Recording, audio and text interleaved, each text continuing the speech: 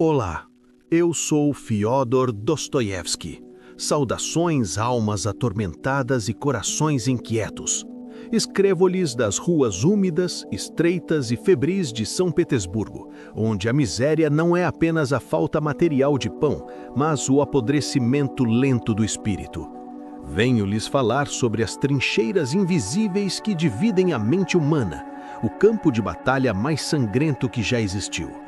A grande tragédia da nossa existência moderna é a arrogância da razão desenraizada da moralidade. Vocês foram ensinados a cultuar o intelecto, a acreditar que a lógica puramente matemática pode resolver as equações caóticas da vida. E pior, justificar até mesmo a atrocidade em nome do progresso e do bem maior. A minha obra expõe a mentira venenosa de que a genialidade isenta o homem das leis universais da consciência. O verdadeiro castigo nunca é a prisão física com grades de ferro. O castigo verdadeiro começa no exato milissegundo após o crime, quando a alma se rasga ao meio. É sobre a doença do orgulho intelectual e a cura dolorosa da redenção que precisamos conversar hoje. Acompanhem-me pelos delírios do meu jovem estudante, Raskolnikov, pois a tragédia dele é o espelho exato das pequenas e grandes justificativas que vocês dão para os seus próprios erros diários. A raiz de todo o mal moderno começa com uma ideia vaidosa. Nós acreditamos que existem homens ordinários, escravos servis da moral comum, e homens extraordinários. Figuras históricas que têm o direito inato de derramar sangue se isso pavimentar o caminho para uma nova ordem. É a doença letal da utilidade fria. Foi essa exata presunção que levou Raskolnikov a erguer o machado contra a velha agiota Aliona Ivanovna e, tragicamente, contra a inocente Lizaveta. Ele não queria apenas roubar, ele queria provar a si mesmo que era um Napoleão, um homem que estava além do bem e do mal. Mas no instante em que o sangue espirrou e sujou suas mãos, a realidade matemática ruiu.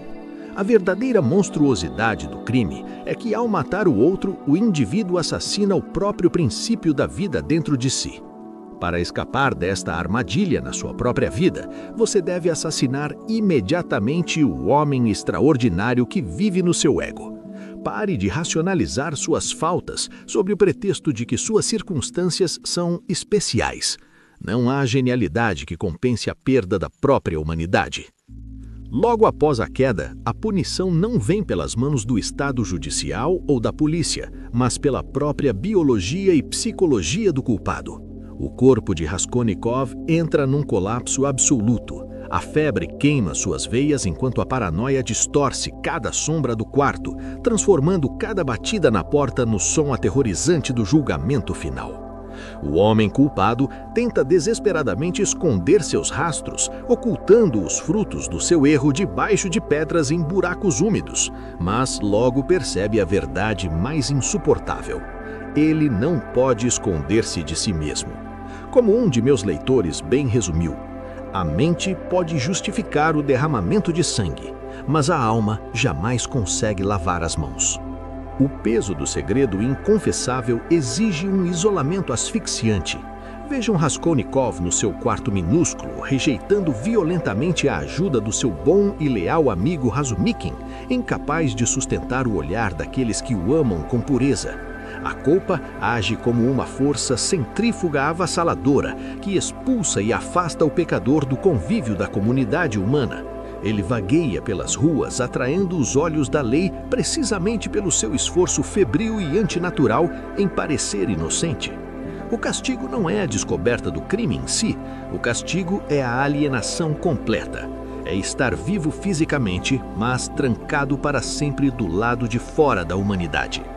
A lição que arranco desta agonia para vocês é cristalina. Se vocês carregam segredos obscuros e culpas não resolvidas, compreendam que a paranoia já os está corroendo por dentro.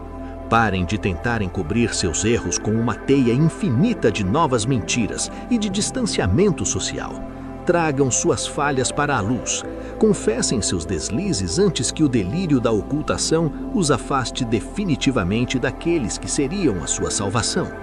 O isolamento orgulhoso é uma masmorra muito pior do que qualquer sentença judicial. O embate inevitável ocorre quando a mentira tenta, debilmente, debater com a verdade que já nos espreita sorrateira. O indivíduo constrói muralhas retóricas para proteger seu segredo, mascarando a dor com agressividade. É então que surge a figura do inquisidor perspicaz, encarnado no juiz de instrução, Porfírio Petrovich. Ele não precisa de algemas, cacetetes ou ameaças físicas. Ele usa o bisturi cirúrgico da psicologia para dissecar a alma de Raskolnikov. Ele usa o próprio artigo orgulhoso que o estudante escreveu sobre homens extraordinários para encurralá-lo. É um jogo de xadrez psicológico onde o silêncio atormentado fala muito mais alto que qualquer álibi fabricado. A consciência da lei externa torna-se apenas o eco ensurdecedor da lei interna do próprio criminoso. Vocês devem cessar imediatamente o duelo exaustivo contra a realidade. Quando confrontados com a verdade de seus fracassos, baixem as armas inúteis do intelecto. Quanto mais vocês debatem contra os fatos irrefutáveis e contra as pessoas que os amam, mais se assemelham a ratos encurralados num beco sujo. Chega então o momento em que a vida nos coloca diante de uma bifurcação moral inescapável. O homem deve escolher quem será o seu espelho. De um lado temos Svidrigailov, o cinismo absoluto, a libertinagem vazia que aceita a escuridão do mundo e decide chafurdar nela, provando a Raskolnikov que a sua teoria, levada às últimas consequências, resulta apenas no vazio existencial. Do outro lado temos Sônia, a prostituta que vende o próprio corpo para salvar a família da inanição, oferece a antítese milagrosa, o amor que suporta a humilhação sem perder a alma. Quando ele pede que ela leia a ressurreição de Lázaro, ele percebe a sua própria morte espiritual. Ele não era Napoleão, era apenas um cadáver orgulhoso aguardando o milagre da fé. Afastem-se dos cínicos que lhes dizem que tudo é permitido. Procurem aqueles que mantêm a dignidade do amor mesmo sob o peso do mundo. A mentira não consegue sustentar o peso da vida por muito tempo. É no momento da revelação insuportável que Raskolnikov vai até Sônia e confessa a verdade crua. Ele não o faz por cálculo racional, mas porque o coração exige ser rasgado para que volte a bater. Sônia não lhe oferece uma absolvição barata e moderna. Ela lhe aponta a cruz pesada. Ela exige que ele vá à praça pública, ajoelhe-se, beije a terra que maculou com sangue e anuncie ao mundo seu crime. A verdadeira aceitação do erro exige uma ação pública de humildade. O orgulho deve ser esmagado perante a humanidade. A batalha final não é contra a polícia, mas contra o último resquício de orgulho intelectual. Porfírio deixa a porta aberta. Enquanto o cínico Svidrigailov atira na própria cabeça, provando que a amoralidade leva ao nada absoluto, Raskolnikov caminha até a delegacia. Ele caminha não como um herói iluminado, mas como um homem exausto de carregar o próprio inferno. A confissão formal não é o fim do castigo. É o momento em que a alma assina seu tratado de paz com a raça humana. Mesmo na punição física na Sibéria, a mente orgulhosa dele ainda resiste, sentindo pena de si mesma por não ter sido forte o suficiente. O arrependimento não nasce magicamente com a dor, ele precisa ser forjado no fogo. É apenas através de um pesadelo apocalíptico sobre um vírus mortal do orgulho intelectual, onde todos se acham donos da verdade, levando a humanidade à aniquilação, que os seus olhos se abrem. Acompanhado pela dedicação silenciosa e curadora de Sônia, ele finalmente desaba e chora aos pés dela. Ele não chora pelo fracasso, chora pelo despertar. Ele abraça a dor do recomeço. Levantem-se, meus amigos, tomem a cruz de suas próprias responsabilidades e ousem sofrer para tornarem-se finalmente humanos de verdade.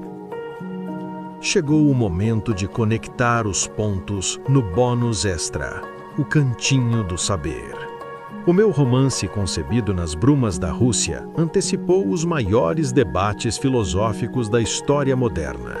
A teoria do homem extraordinário de Raskolnikov antecedeu e expôs os perigos mortais do conceito do Übermensch, ou super-homem, de Friedrich Nietzsche. Eu mostrei na prática o que acontece quando uma ética se desvincula da compaixão e da moralidade universal. Como o próprio Nietzsche alertaria mais tarde, aquele que luta com monstros deve acautelar-se para não tornar-se também um monstro. Quando se olha muito tempo para um abismo, o abismo também olha para você. Ao mesmo tempo, minha obra ilustra pelo avesso o imperativo categórico de Immanuel Kant. Kant ensinou que nossas ações só devem ser tomadas se puderem se tornar leis universais. No sonho final da peste na Sibéria, Raskolnikov percebe que se todos adotassem a sua teoria de que o fim justifica os meios e de que tem o direito de matar, o mundo seria aniquilado num mar de sangue e orgulho. E nós dialogamos intimamente com Viktor Frankl, atestando que a redenção e o sentido da vida só são encontrados quando o indivíduo abraça responsavelmente o seu próprio sofrimento, em vez de fugir dele. E como seu conselheiro prático, deixo aqui as diretrizes implacáveis para você executar hoje. Primeiro, destrua o seu complexo de superioridade. Abandone a ideia de que as regras não se aplicam a você. Corrija as suas pequenas corrupções diárias. Segundo, enfrente a culpa. Limpe a sua consciência confessando a falha que você esconde do mundo. Terceiro, assuma as consequências da realidade sem usar a palavra mas. E, por fim, abrace o desconforto do recomeço. O intelecto já compreendeu seu erro, agora o seu corpo precisa executar a redenção. Obrigado por descer às profundezas da alma comigo. Se esta obra destruiu as suas desculpas, siga-nos, curta este episódio e compartilhe com aqueles que estão prontos para o Tribunal da Consciência. Até a próxima!